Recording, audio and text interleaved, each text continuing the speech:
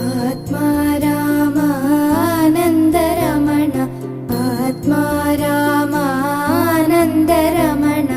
अच्युत केशव हरिनारायण अच्युत केशव हरिनारायण भवभयहरण वन्दित चरण